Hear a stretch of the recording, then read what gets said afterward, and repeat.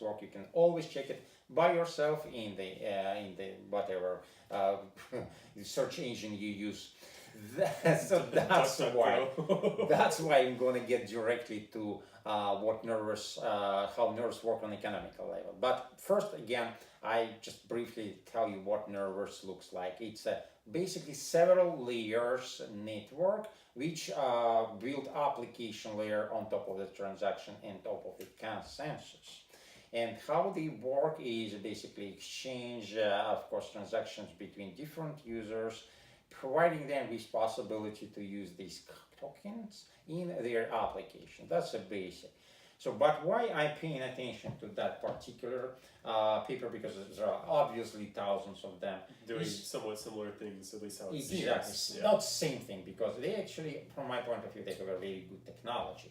But because we talk about economy, and I'm an economist by training, also I am a coder by trade. But from the economical point of view, that paper kind of surprised me, because it's one of the first which was written specifically to address economical issue existing in our space. What that economical issue from point of view of nerves. And the issue is that there is a different types of incentives existing between two different types of users. So we have two. If you think about yourself as a crypto holder, hodler, right? Yeah. Yes. What can incentivize you to hold your currency? I would look at it as a store of value. So I want the value of what I hold to increase. Exactly. What is the second one? Miners, right? Miners. Well, miners is like a users, right? So they are pretty much generating cryptocurrencies. They are source of the existence of the appearance of crypto in the network, right? Yeah. So miners probably it's more like a store of value type of people, right?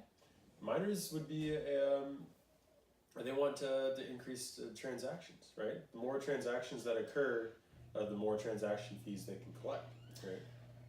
I can tell you what nervous think about that. Okay. So nervous, they define two categories of users. First, as you said, there's who value coins for their value. So store of value type of users. And the second people is a medium of exchange type of people. Yeah. Because miners, they don't use cryptocurrency for transactions, for everyday transactions in their business. So they are not transmitters of money. They are not making economy happens in the remittances type of situation, when you have kind of population in one country which moved in another country, started to work there, and then transmitting currency. And here is a nervous to trying to kind of profit from that type of situation, right?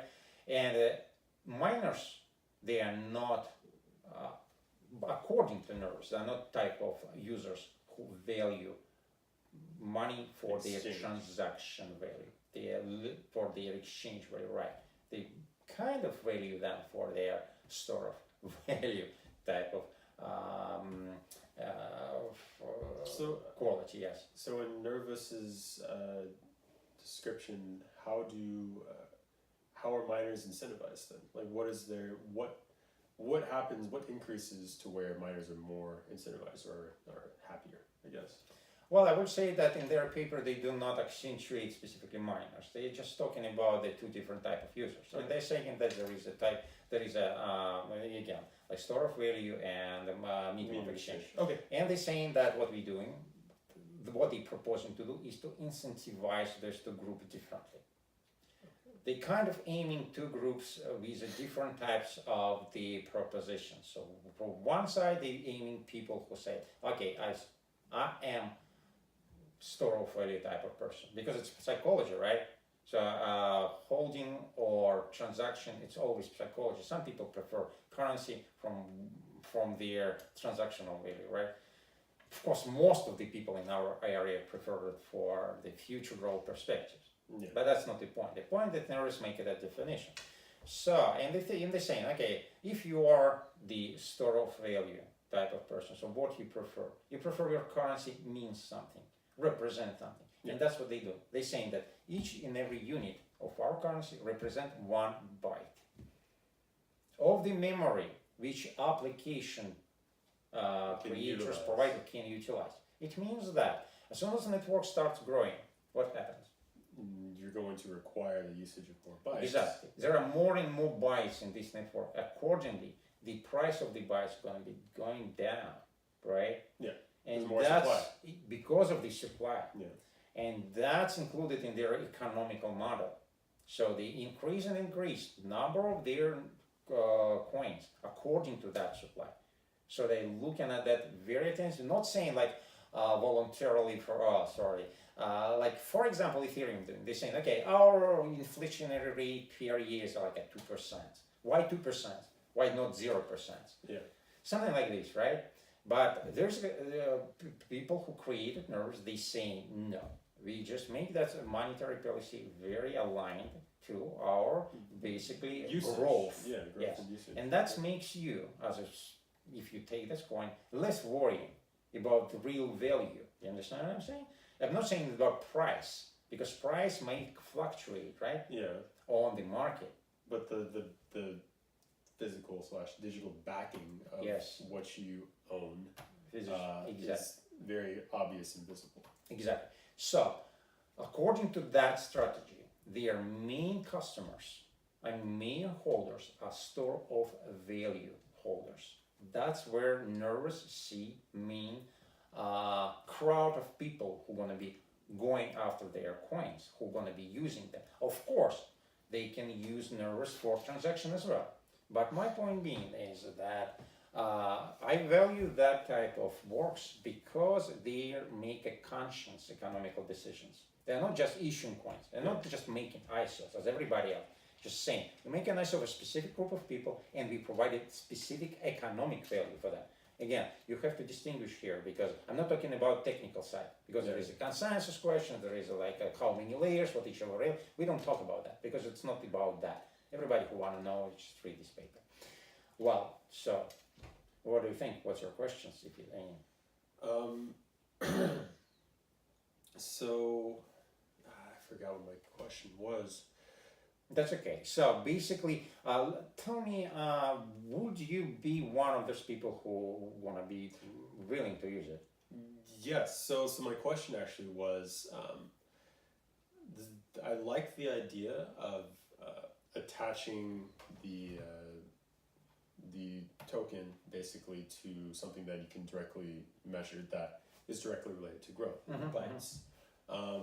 The thing that comes up for me is if the bytes are not, every byte is not created equally, if that makes sense. As far as You mean like each next byte going to be cheaper than the previous well, I one? mean that's that's part true. of it, That's true. but also the most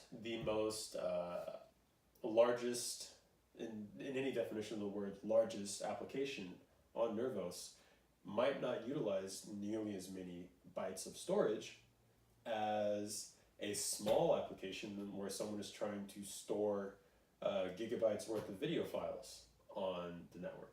Oh, you're talking about that dispersency of Ownership, ownership, so right? I'm basically saying the thing that is like bothering me, I guess, is memory is one very specific component of this entire situation. Of Well, the entire like a platform. storage, right? It's, Yeah, storage. yeah.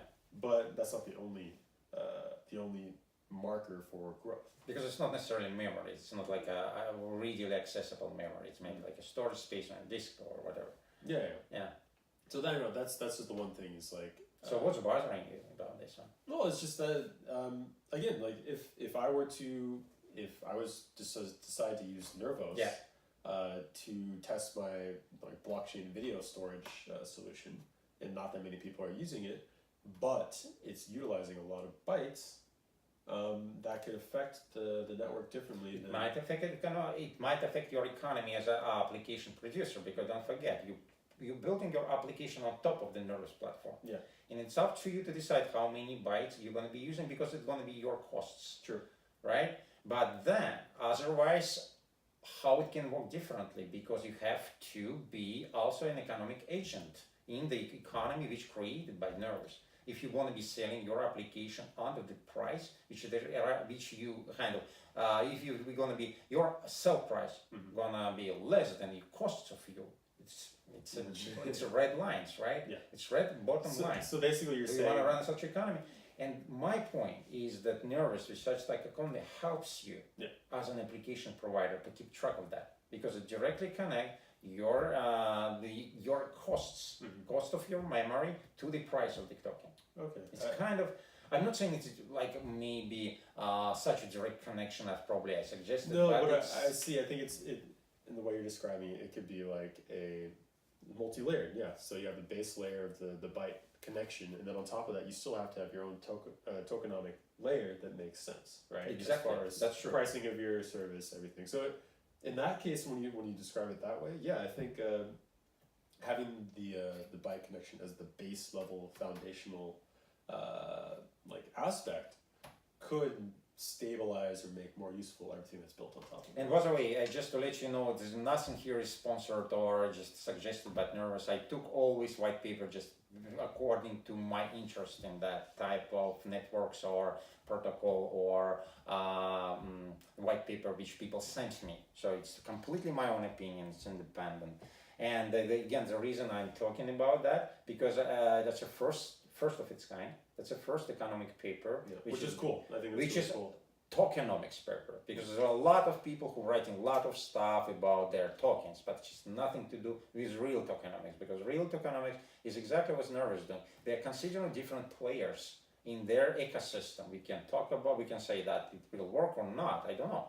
Actually, I don't know whether this economy will work or not. But even the fact that there's people approach that type of problem from the right side, not only from the side of the coders. You usually think about the economy only like in terms of game theory, which is sometimes it works, sometimes not. Those guys, they have clearly understanding how real economy works, which is complicated, right? And which includes like a tons of the psychology, not only like mathematics.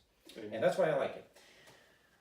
Yeah, and connecting, at the end of the day, connecting with users is what's really going to drive. Exactly, yes. Thinking any about project who's going to be using your tokens, whereas not all of the people, only that specific category. Exactly. And that's a good example, and that's, by the way, why my ranking is relatively high. So again, I rank different part of the project differently. I have a system rating which rank the technical part of the project. And I have the vision part of my rating, which rank the market, how your specific project or tokens appeal to the wide variety of people. It's more like, emotional. Then I have a business part of the rating, which says how well you are articulated with business affair, how can you or cannot make your business. And then I have a tokenomics part of the rating, and that's a rating which is assigned to this paper.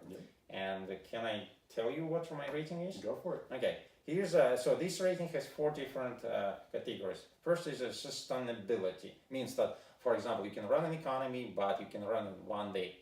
Next day it's bust. You can do that, pump and dump, that's an economy, but it's only 1 day economy or 1 hour. One person economy. owns everything. Yes, exactly. The higher the rating, the more sustainable your economy. Basically, if you can run your economy 1 year, well, it's not very sustainable. If you can run it 10 years, that's very sustainable. So the second is a value, means the value of the token.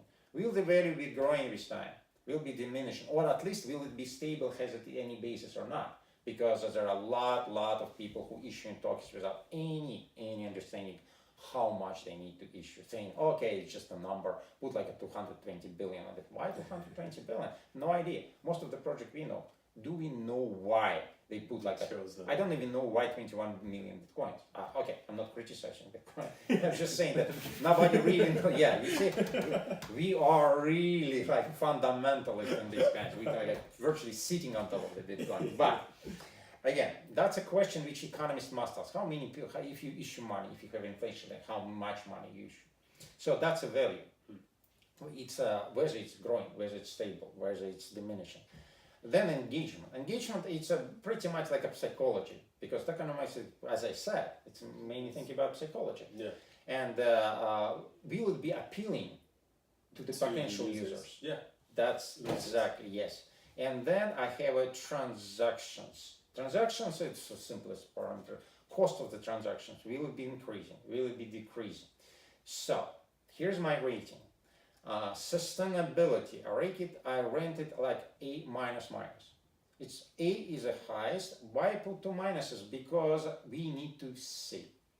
I'm very reluctant to put high ratings, top ratings on something which I've never seen how. Well, nobody ever. So you're saying it has potential, but very good potential, and because this rating are dynamics, I can change it. So as soon as I see this network works, I can increase this rating next day. So second is the value, and the value for me is actually even bigger. It's A minus. So again, this small minus come from this kind of a little bit disregarding this transactional part of, because I'm saying we are aiming at this category, but at the same time, it's a little bit like a saying, okay, about you transactional type of guys, again, people who are talking about, who are most thinking about transactional, a little bit more maybe disregarding that. That's why it's a little bit minus, but I still believe, because it's a value going to be either stable or growing. Because it's a kind of confined. Based on their incentive models. Yeah. Because it's a kind of balanced model. Yeah. Because if you have a small networks, that's their primary. There are going to be limited number of bytes there, and the number of coins is going to be small, and then it's going to be growing number of users, price of the coin, value of the token or coin. We talk about the coin here, going to be growing. So that's why it's A. Then we have engagement. And here, surprisingly, I put B. You know why B? No, I do not. I would have thought you would have ranked it higher. Because that network is telling us directly, as I said, only one category of users. And that means that basically 50% of other people is kind of saying, okay, it's not for us. So it's kind of tricky, right? You reach from one point of view, I'm saying, oh, I'm so behind those guys because I really like it, what they write it, and I really like how it's supposed to work. But from other side, I have to be objective. I have to see that this network may disincentivize people who for transactions, because transactionally, I don't really want my coin be very, very valuable. I just want it to be easy to use. Yeah. And when you link your coin to artificially to the number of bytes, I don't think it's the best way to engage people who are interested in transactions. You see what I'm saying? I'm not saying it's impossible. It's possible. But it's to be seen. It's addressing different type of crowd. And that's why it's big. It's kind of good, but not totally good because it's not all categories. Yeah, makes sense. Is there some logic? No, I think that makes sense. With that, it's like a little reservation on.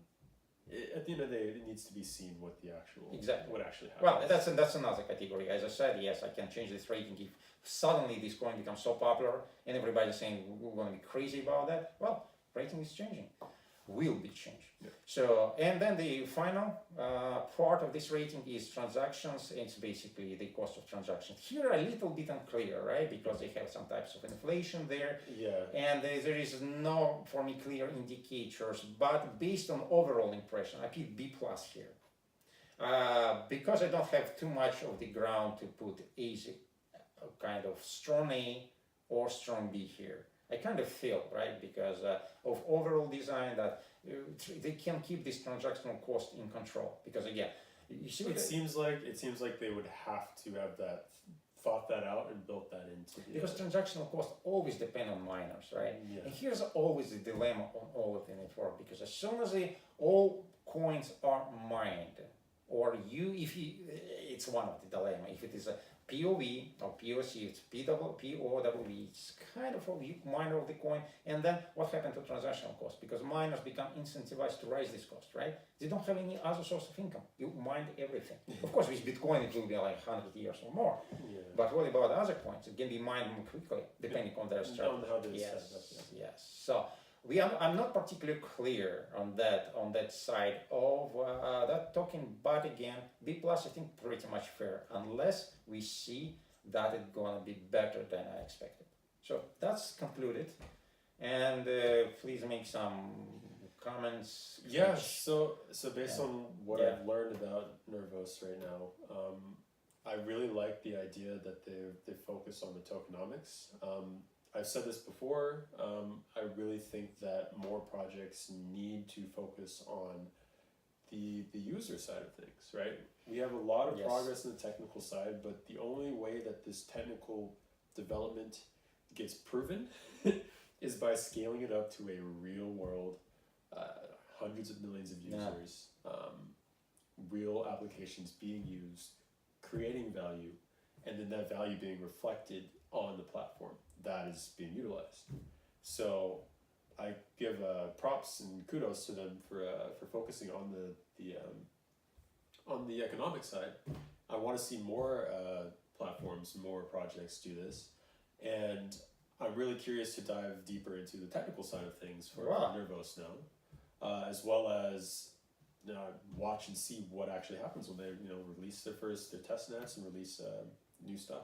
Well, I'm glad you make this comment about importance of the consumer side of the coins, because it's actually completely disregarded in our geek dominated space, where especially most of the people, yes, especially here, yes, most of the people care how beautiful is technology.